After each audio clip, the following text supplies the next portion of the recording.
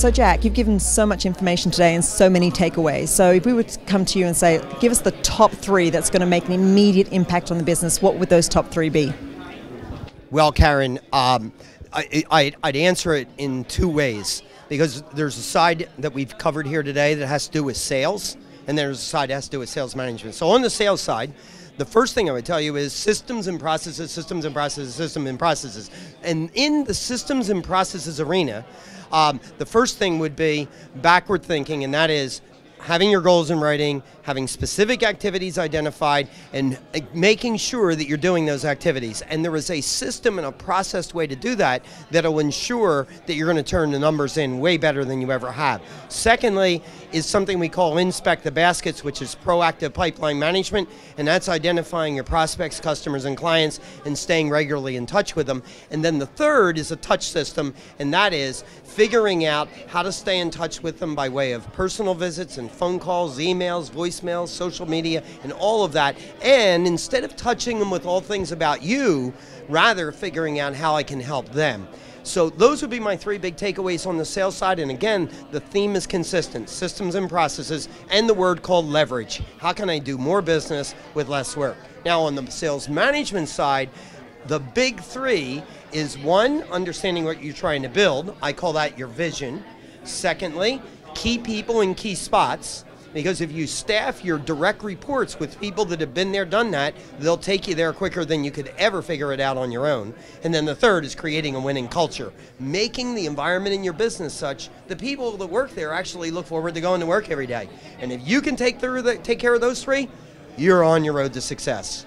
Okay, that's great. So going back to systems and processes, a couple of people have said that that would require a full-time position in order to implement that, in order to categorize their customers. I mean, how would you recommend that they go about it? I mean, does it require full-time? Is it worth the investment?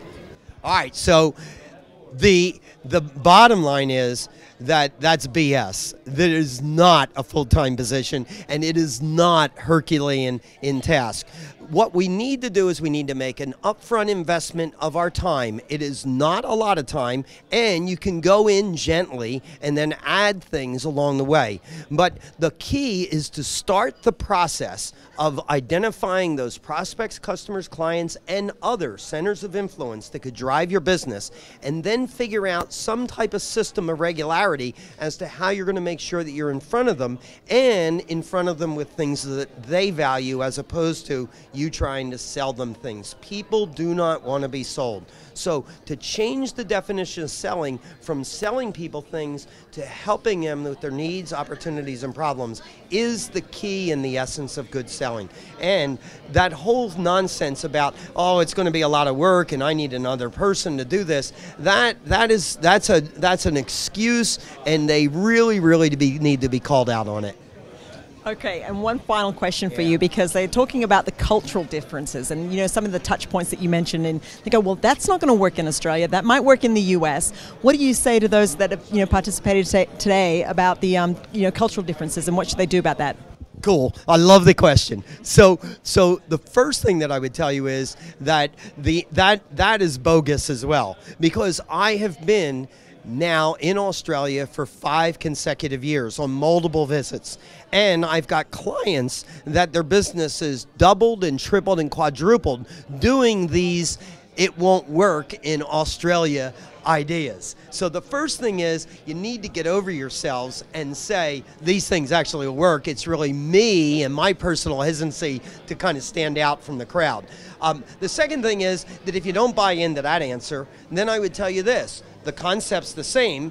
Figure out what will work in Australia and then do that.